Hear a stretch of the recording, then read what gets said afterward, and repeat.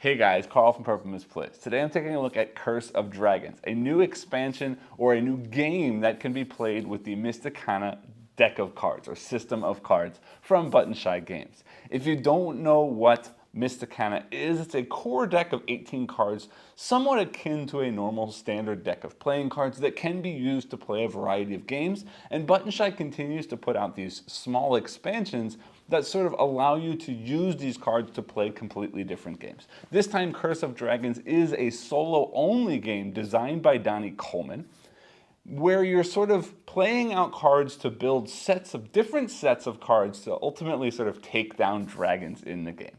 Disclaimer, I was given a review copy of this expansion for this video, but as always, I will do my best to give you my own honest opinion on the game. With that said, let's head down to the table to see how this one plays, and then I'll meet you back up here to let you know what I think. To set up a game of Mysticana with the Curse of Dragons expansion, begin by choosing 3 of the 6 dragon cards for that playthrough.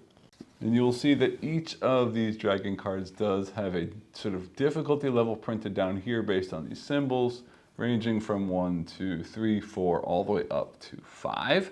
For this video, I will be playing through twice, actually, for a couple of reasons. One, because then I can show you all of the different dragons, but also because this game is very difficult, so it will give me 2 opportunities to try my best to try and win the game on camera. For the first playthrough then, I'm going to be playing with difficulty levels 2, 3, and 4. We'll see. For the second one, I might end up doing 1, 2, 5 or 1, 3, 5, but we'll see how that works. That way you'll see all of the different dragons. So I'm going to take those 3 dragons, 2, 3, and 4, give them a shuffle so that they're all nice and randomized, and then I'm going to place those 3 dragons out face up onto the screen like this. And in doing so, I want to leave a space over here for what is going to be called the Horde, and then leaving a little bit of space at the bottom of the screen for my hand of cards.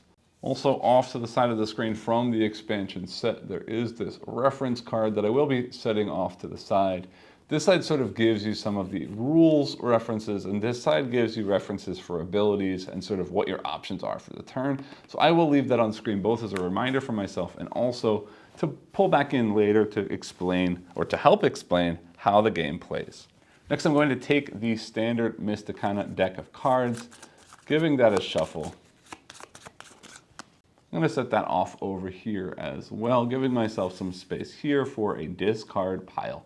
And from there, I'm going to be drawing 3 cards as my starting hand, except that I will then need to place one of these cards into what I mentioned before is called the Horde. And I'm going to do that sort of semi-randomly now. I will explain what that Horde is in better detail as I sort of explain how the game plays, but for right now, I'm going to start by putting that 2 over here into the Horde, which means these 2 cards are now my hand. And with that, we are all set up for a playthrough of Mysticana Curse of Dragons. So Mysticana Curse of Dragons is going to sort of play out over a series of 3 rounds. Assuming that I'm playing well, the game could end before that happens in a loss. But it is my sort of goal in this game to make sets of cards out here in this area that match the conditions of one of these 3 dragons. So let's take a look at the 3 dragons and their banish conditions first, and then I'll explain how the game plays. Then we'll come back to this idea of Horde in just a minute. But looking at these 3 dragons, here is Storm Scale. This one says he will be banished if I place 6 strictly sequential cards, meaning ascending or descending, not skipping or repeating any values in that. So for example, 6, 5, 4, 3, 2, 1, or 2, 3, 4, 5, 6, 7, etc. Next is Emberfang. Emberfang says to banish, I need 7 creature cards, which are the odd valued cards. And Feral Wing here says to banish, I need 7 low ranks. So this is the avatar rank, which I'll explain in just a second. Can be either a 1 or a 7, but in this case it would be ranks 1, 2, and 3, because those are the low ranks. Remembering there are 3 suits in this game, means there are 3 of each card, so that 1, 2, 3 means of 9 cards, I need to have 7 out on one of my rows. And I'm saying one of my rows because there are actually 2 locations or 2 battlefields as they're called in the game, where I can play cards into. And on my turn, I have sort of one of 2 options, but really one of 4 options, 2 of which are special, and I'll explain that later. But first, my 2 main options are I can draw a card from here into my hand, or I can play a card from my hand into one of the 2 battlefields. I'm allowed to draw as many cards as I'd like to into my hand, except that if the total value of all of the cards in my hand is 15 or higher, my hand basically busts. And when I bust, I'm going to go back through the dragon, starting at the top, reading the Horde ability, and triggering whatever that Horde ability is. After doing that, if my value is below 15, I am fine, but if it's still at 15 or higher, I'll move on to the next face-up dragon, triggering their Horde ability, and continue doing that until my hand is down below 15 cards. 15 value. And the 3 Horde abilities here, Storm Scale will take my highest ranked water card, Emberfang will take the highest ranked fire card, and Feral Wing will take the highest ranked leaf card.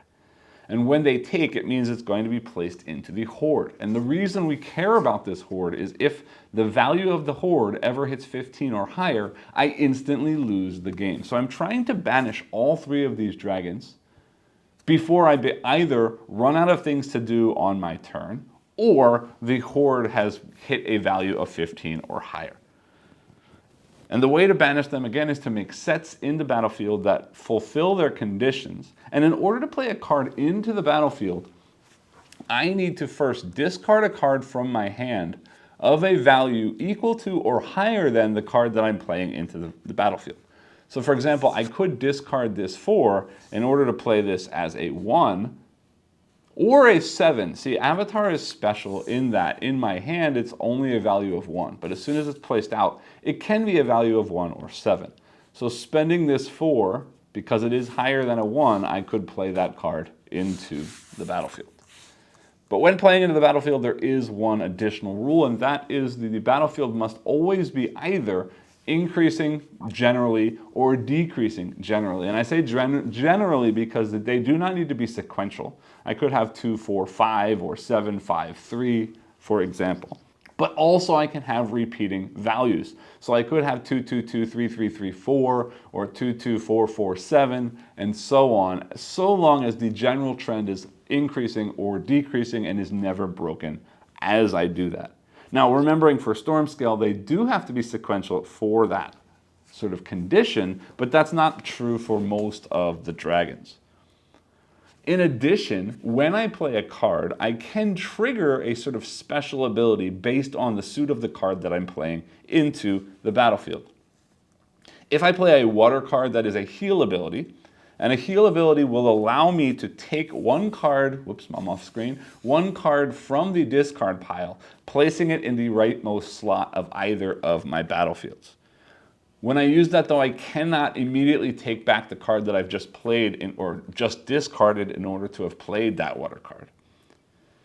Fire will allow me to burn cards, and burning means that I can remove any number of cards from a single battlefield into the discard pile. And we may want to do that, for example, if I'm working towards a specific condition and then realize that that's not going to work and I need to switch to a different condition, I may need to remove cards from that battlefield. Or there are occasionally times when I want to play a card to lower the sort of total value of cards in my hand, but I don't really want that card to be in that set for the condition, so later on I might want to remove that card.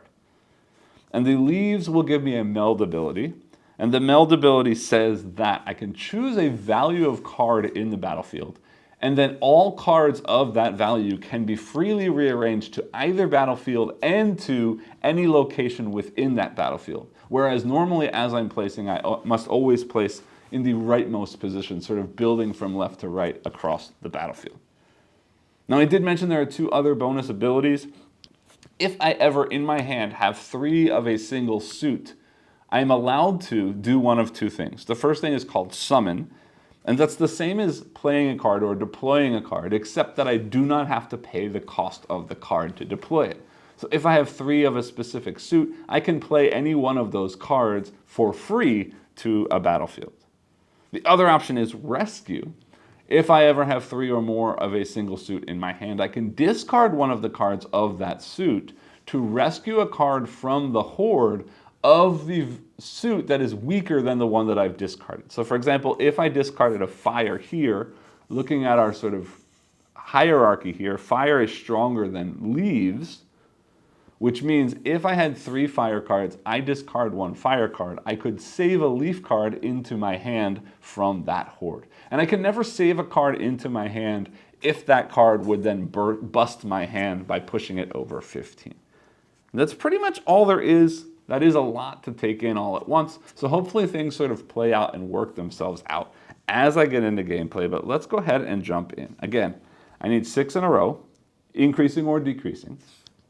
7 odd cards or 7 low cards. And I already see that I'm starting with this card here, which is both odd and low. So I could end up working towards one of those two. It's also a 1 or a 7, which means it's great for a sort of ordered row, because remember, there are only values 1 through 7, counting Avatar as 1 and 7, and I need 6 cards for that. But I am only at 5, so the highest card I could draw possibly is a 6, so there's no worry of busting. I might as well draw. That's 5, 7. 7 and 6 is still 13, so let's draw again. 8. 1, 2, 3, 4, and 4 is 8. 8 and 6 still won't bust me, so let's go ahead and draw again, which is great because now I've got 3 water cards and I can play this for free. That's 8, 9, 10, 11. That's dangerous. A 4, 5, 6 would bust me, so I don't want to do anything right now. I do want to play again. There's nothing to worry about using abilities right now. I see a 2, I see a 4. I wouldn't mind trying to build that ordered option. Yeah, let's trash this 4 to play a 2 there. Like that. All right, we're at 5. I'm safe to draw some more. That's 8, 9. A 6 would bust me, so I think I might pause there. But, if I bust right now, I lose one of these. I'll lose this highest ranked water. I think it's worth it, because if I can get a fire I can play for free, I really want a 3 to put there.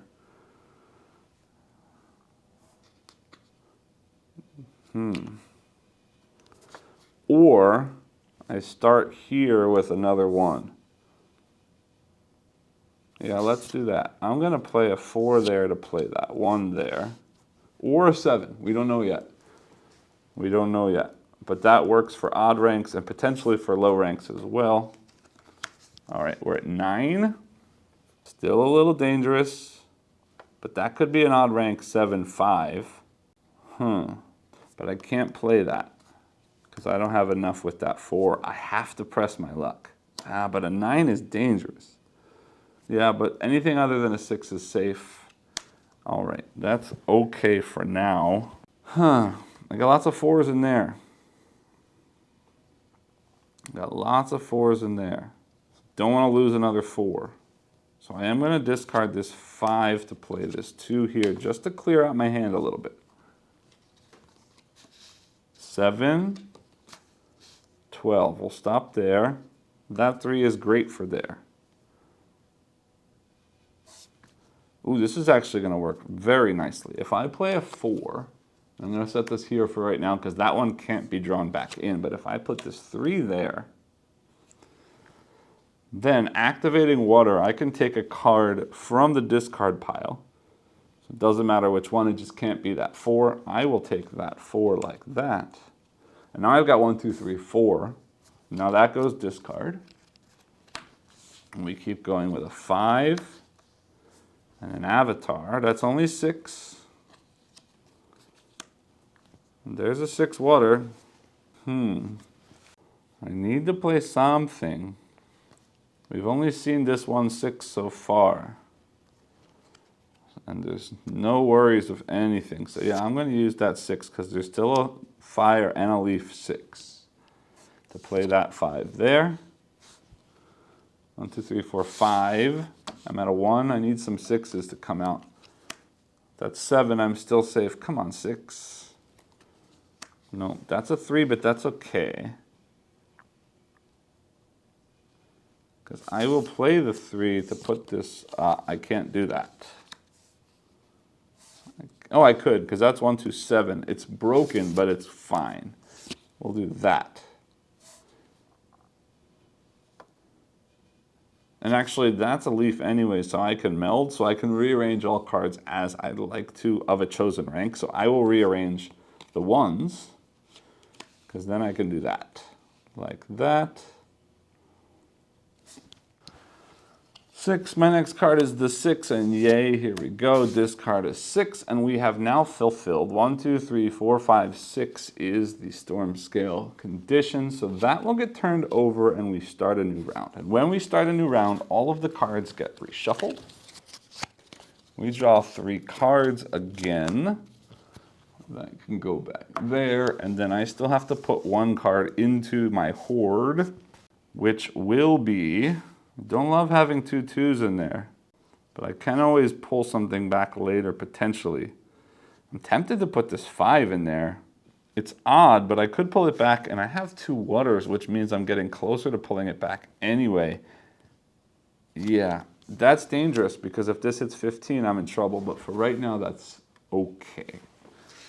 So that's 3 and 9. I'm going to stop there. I don't need high rank cards for any reason. Yeah, let's aim for low rank for right now. I'm going to play that 6 to play this, because that's low and odd. It could be worked for either of those things. So that's 2, 3, 8. We're still safe. All right, so we're at 12. I like low ranks and odds. So I'm going to play this 5 just to get big cards out of my hand to play another avatar. We're at 6, 7, 8, 9. I'll stop there. 1, 2, 3s. I need 7. So I will need all 3 of something. Yeah, I'm going to play... What's in there? 5 and 6 don't help me at all. I'm gonna play a 4. Yeah, I'm gonna play this. No. Hold on. I'm actually gonna push my luck. It's not very good luck, but as long as this isn't a 6, I'm okay. There's my 6, so there's my first bust. Okay, then this 6 going down here, highest rank, fire goes away. I don't have any highest rank. Green goes there. So that's 9, 10, 11. We're still okay-ish for right now. But that's 6, 7, 8, 9, 10, 11. I am definitely not pushing my luck. But I will play that 6 to put this 2 here. Like that. 3. 4, 5, 6, 14, no, 11. Still gonna stop there. Gonna play this 5 to put this 3 here, because later when I play this 3, I can move that 3 there. 3, 7, that's 10. Same idea as before. Do I have any low numbers in here? I do not. I do not. But playing that, I will put that 3 there like that. And then I'm going to play a 5 from here using that water, because the other option here is odd ranks. So later on, I could end up playing a card that might let me move things around. No, no, no, that's a bad idea. 3s is what I want. I need another 2. So 1, 2, 3, 9, but I think that's the 6s. All right. All right. I'm gonna play the 6 to put this one here.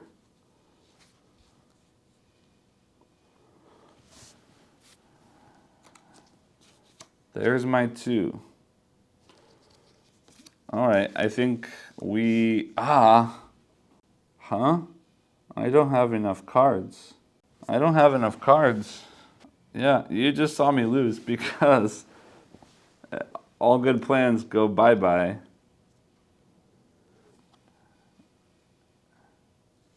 If I play that 4, I can play that 2, which means I can move those 3s there. But that's 1, 2, 3, 4, 5, 6. This is the perfect card, but I'm 1 card short. And that is a loss. Which is why I told you I'm going to play this game twice, because this is very tricky. Let's go ahead and reset. Pulling in the other dragons, I am going to keep that 2, getting rid of those 2, pulling in number 1 and 5. Here's 1 says Cragworm. Their horde ability is they're going to get rid of the highest ranked even card, and they're going to banish, what's needed to banish are 5 even cards. Just 5, not 7, that makes it easier.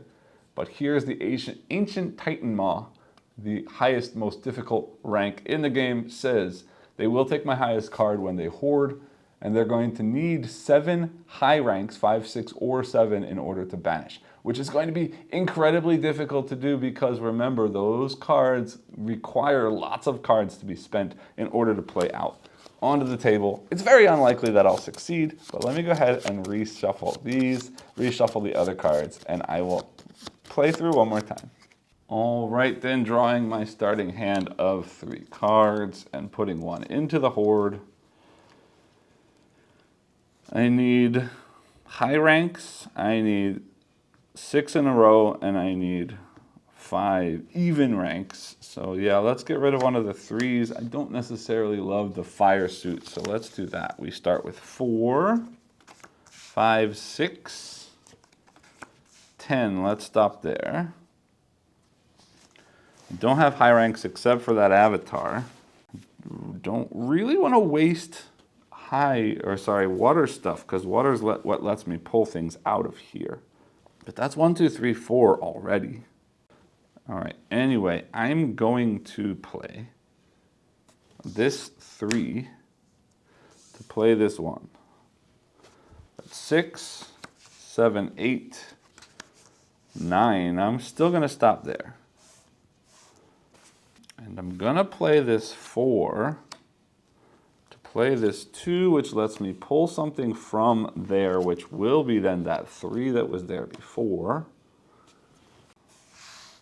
We're looking good. 3, 4, 10, stopping. I'm gonna play this 2 fire to play this 1, which lets me take that 4 and put it here, like that. 1, 2, 3, 4. We're at 7, 8, 9. Yeah, 13. I need a 5. I don't have any 5s. So I will play this 2. Yeah, but that still leaves me at 10. I don't need a 4. I'll play this 4 to play this 1. Or 7, we don't know yet. That's 8 and 5. We're good. I will play that 6 to put this 5 there. 2, 6, 11. Well, if I spend 2 and 4, that's 6 to play the 5, which is water, I can place that 6 there, and we do finish Storm Scale. So let's start like that and reset.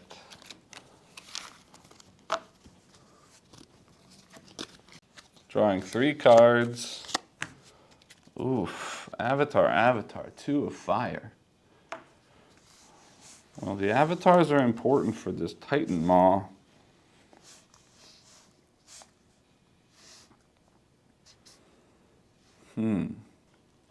Evens, though, this 2 is important for the cragworm, but that's easy. Let's try and get that done. All right, bye-bye 2. 1, 2, 6. Yeah, 14, we stay there, right? 8, no, that's just 10, but yeah, we'll stay there. Okay, I want to focus on that. Getting rid of a 4 to play a 1. That's not great, but it's not horrible right now. That's 5, 6, 7, 8, 9. Spending a 2 to play this one. Like that. 6, 11. Let's see. I'm starting to wonder whether or not I should be focused on the even ranks. But I'm going to spend, I don't know. Yeah, 4 and 2 to play this 5. I can rearrange things later with a green card. Starting with 3, 6, there's 9, and 5. We're already at 14, that's a problem.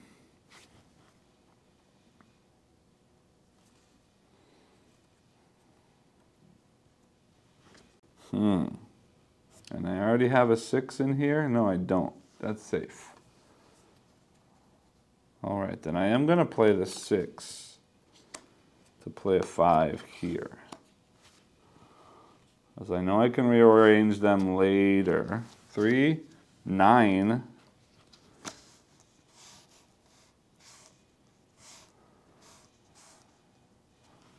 13. Wait a minute. I could end up moving these down here instead. Could play that 6 right now. 5, 5, 6, 6, 7, 7, 7. Let's do it. 3 and 4, but I'm out of cards.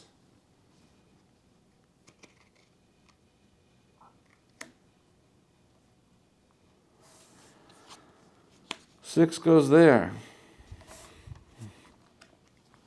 3, 4.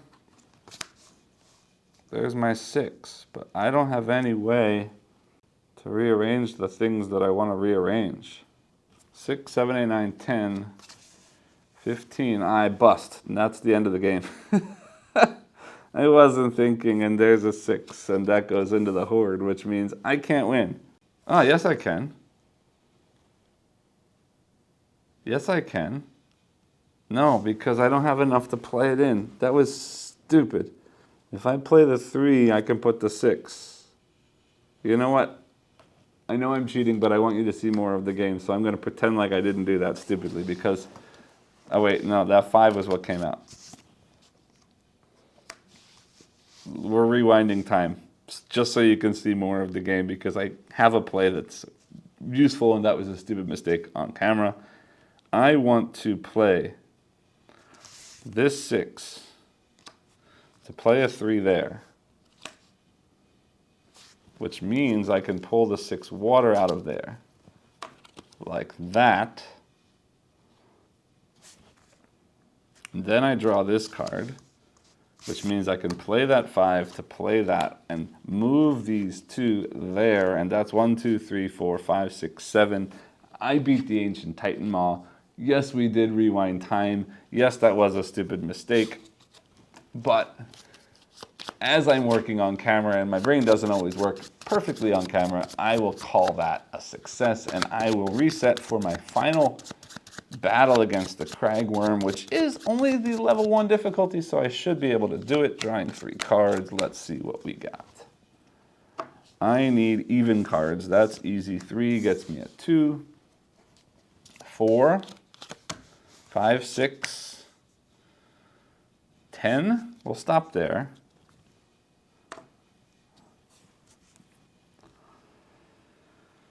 I need even. 5 of them. Yeah, okay. We'll pull 4 out later. That goes to 2, 4. Avatar is 5, 6, 7, and a 6. I'm gonna play, hold on, that's 10, 13, yeah. Okay, playing that card to discard off to the side for a second. So I can play this one, nope. This one, which lets me pull that 4 there. So that's gone. We're still at 11, I'm not going crazy. Means I will spend the 6 to play this 4 there like that. 1, 6, and 12, we stop there. And spending that 5 and that 1 to play that 6 is 5 location cards. And I have successfully won the game. Yes, with a small time rewind.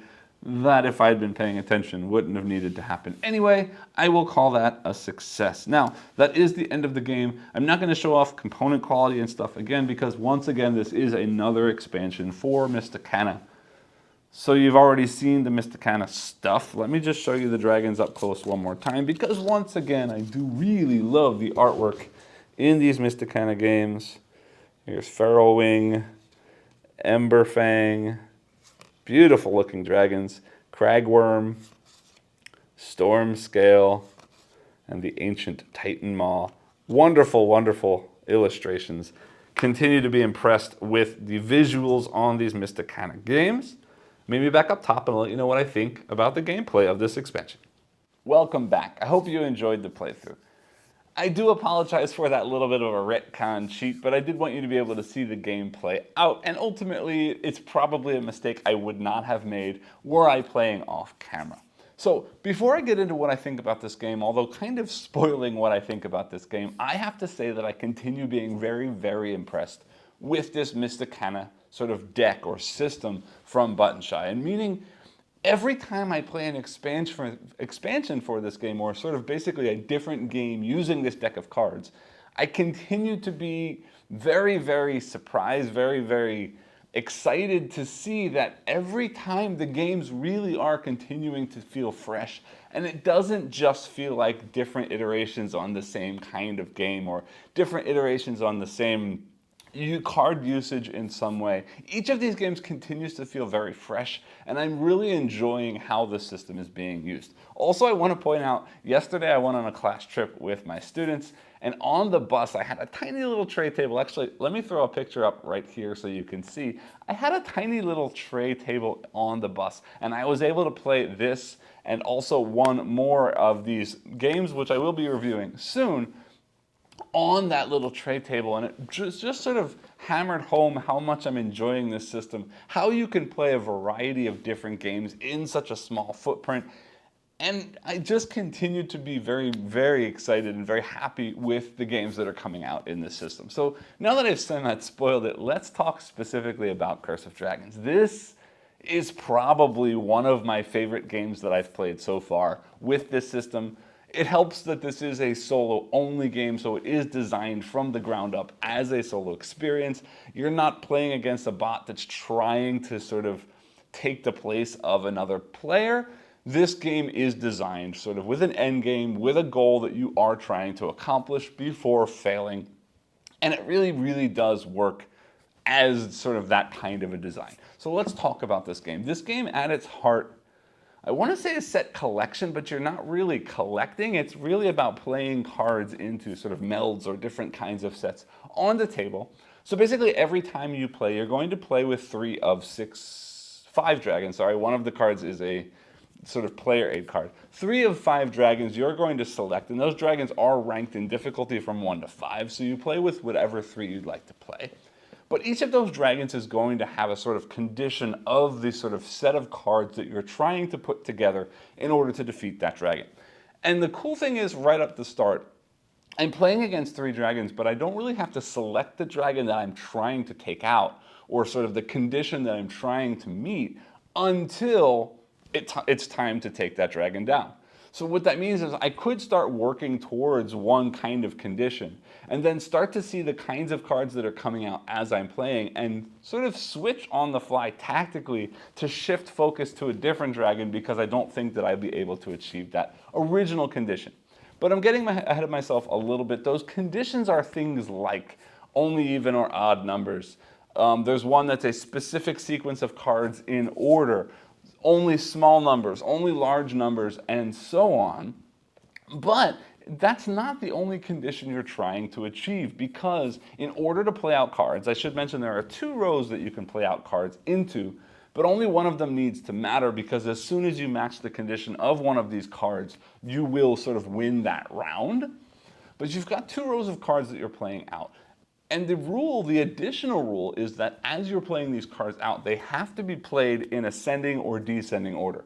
And I say ascending or descending, but really it's a roughly ascending or descending order, because you are allowed to play the same card in a row. So you can play, say for example, I played a 5. I could play 5, 5, 5, and then a 4.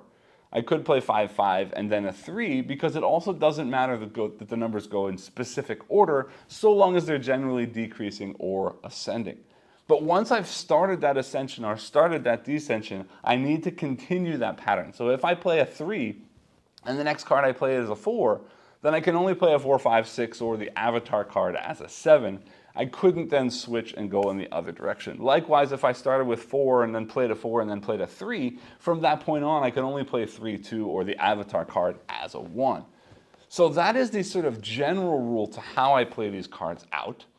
But then I'm also within that set of ascending or descending cards trying to match the specific condition of the dragon that I'm fighting against, which really makes for a twisty puzzle in your brain.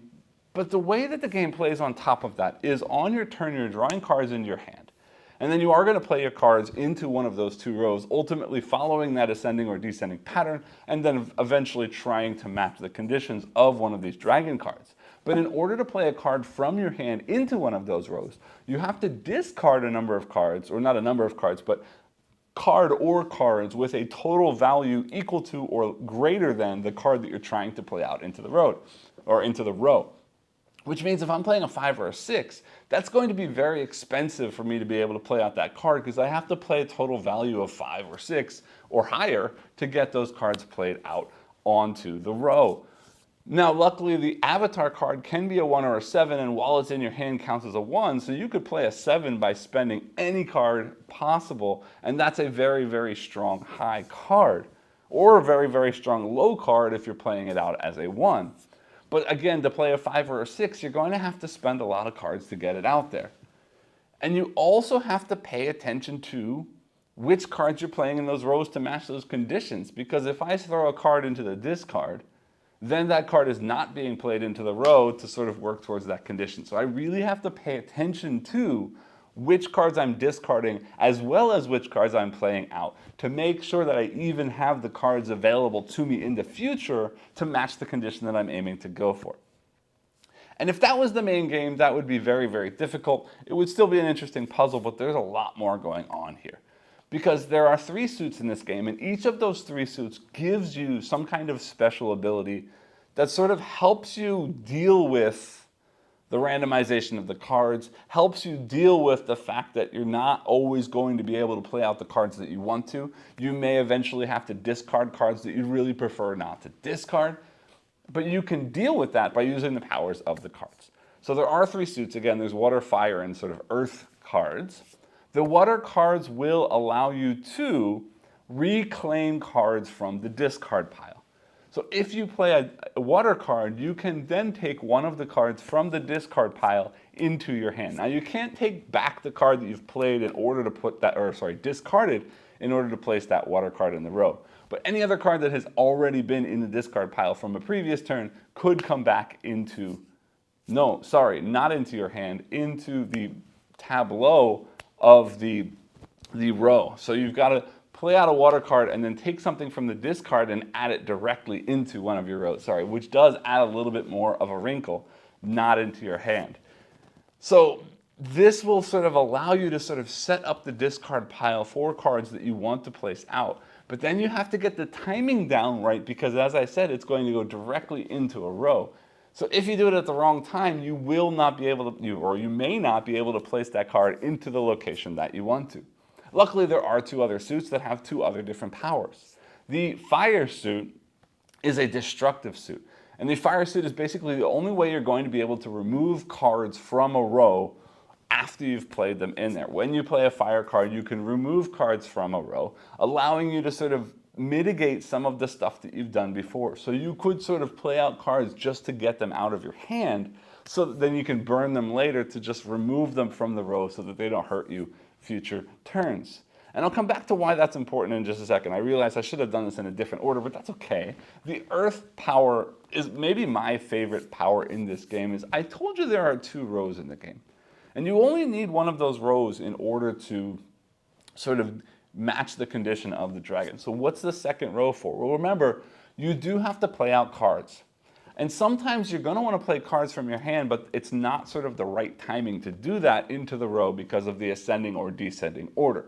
So you can play them into a second row, or the second row. And then when you play an earth card, you're going to choose a value or rank of card. And every card that's in either row that matches that value can then be moved to anywhere you'd like to in either of the two rows. So you can sort of build this second row that's like a backup sort of storage for use later, and then later play one or two green cards in order to move things and slot things into the locations where they need to be in order to sort of achieve both that ascending or descending order plus the condition of one of the dragon cards. But there is another reason for both the fire and the earth, and that is another wrinkle that makes this game really cool, is there is a very strong push your luck aspect to this game, and that's not just the push your luck idea of which cards are going to come out when and which cards should I discard to play which cards and so on. There is a very specific push your luck, and that is your hand. Your hand can be as big as you want it to be, so long as the total value of cards in that hand is 15 or lower. So on your turn, you're either going to draw cards or play cards. When you draw cards, you can draw as many cards as you want to, but as soon as the total value of cards in your hand goes above 15, you bust. And when you bust, the dragons are going to attack you, and basically the dragons are going to start pulling cards out of your hand, following specific rules on each dragon that you're fighting against. And those cards that are getting pulled from your hand go into what's called a hoard.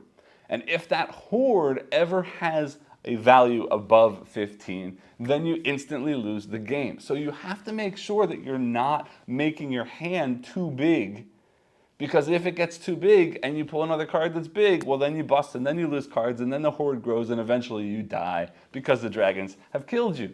So there's this really cool aspect of, can I draw another card? Because more cards in my hand means more options to how I play things out. But if I draw another card, I might bust. And if I bust, that's really bad. So should I play a card just to clear my hand? And this is where the fire and the earth cards come in again. Because I can play a card just to get that card out of my hand. And then later on, if I want to, I can use the fire to burn that card and get rid of it. Or I can use the earth to move that card into a spot of a row that I want it to be in to match the condition of a dragon. So this combination of building these different kinds of sets while also paying attention to ascending and descending, while also thinking about this sort of hand size is the wrong word, but hand max value that will kill you if you keep pushing too hard, is a really cool juggling act about what can I do, how can I do it, how can I play out cards and manipulate them, how can I hold cards until I can play them out in the order that I want to play them out in. And it's a really, really fun puzzle. But then again, there's still one more special level, and that is in your hand, if you ever have 3 cards or more of a matching suit, you've got an additional 2 sort of special powers. One of them is very simple, and that is, if I have 3 cards of a matching suit in my hand, I can play one of those into a row for free without having to discard any cards. And this is really amazing if you're trying to play a 5 or a 6, for example, because then you don't have to pay the really high cost of a 5 or a 6 card. You can simply just play it out for free. So there's another reason to sort of hold on to cards, hoping that you can get one of these sort of 3 of a kind of a same suit. The other thing, and this is a sort of life-saving move, If you have 3 cards of a matching suit in your hand, 3 or more cards of that matching suit in your hand, you can discard one of them to take a card back from the hoard into your hand. Although the card that you're taking back from the hoard into your hand has to first not bust you when it comes into your hand, so you need to have room for it in your hand. But also, you have to take a card of the weaker suit. So if you play fire, you have to take an earth card. If you play the water, you have to take a fire card. If you play earth, you have to take a water card, and so on. So you have to think about, what cards am I putting into the hoard? Because also at the start of every round, I'm putting a card of my choice from my hand into the hoard. And then which cards am I keeping sets of in my hand to hopefully discard one and bring something back from the hoard? And bringing a card back from the hoard is great for 2 reasons. 1, because it means the dragons are less likely to kill you, but also 2, because you can see those cards and those cards are just sitting there. And if you can pull one back that matches a condition at just the right time to play it into a row to then beat the dragon, it feels really, really good to have pulled off that kind of combo. I'm loving everything about this game, and I'm also loving the difficulty of this game. This is the first of the Mysticana games that I've played that is consistently challenging, and it feels really good when I win, but it also feels really good when I lose, and I do lose quite a bit with this one. Many of the other games I've pretty much gotten to the point where I'm winning most of the time unless I throw on some kind of difficulty modifier. And they're still fun because I still enjoy the puzzle and the sort of experience of churning the gears in my head to make the things happen. But this one is legitimately a good challenge. And when I don't win, I feel like it was so close, I could have done it if this happened. And when I push my luck just the right way and the combos come together and I do win, it feels really good because I've accomplished something. And I really enjoy this game. This one is a big, strong recommendation from me if you do like small solo card games, especially if you already have a Mysticana deck and all you need is this expansion and you are a solo player. I would absolutely push you to go out and get this one. I'm loving everything I've seen about this game. Again, I played it on a table, I've played it on a little tray on a bus. You can pretty much play this game anywhere. It doesn't take that much time. It feels really challenging. It's a very fun puzzle with lots of little gears and sort of things to tinker with as you're playing, but it never feels overwhelming and I never feel like I'm at a loss for what to do. All of the decisions make sense and I sort of know what I need to do at all times, but how I get that thing done by changing things and reorganizing things and drawing cards and pushing to draw another card and hoping I don't bust and so on. Really, really sort of emotional roller coaster kind of a game. I'm enjoying this one quite a bit. There's not much else that I can say about this. I hope that this video was helpful for you. As always, if you did enjoy this video, I do ask that you like, subscribe, and click the bell icon below, and I'll see you all next time.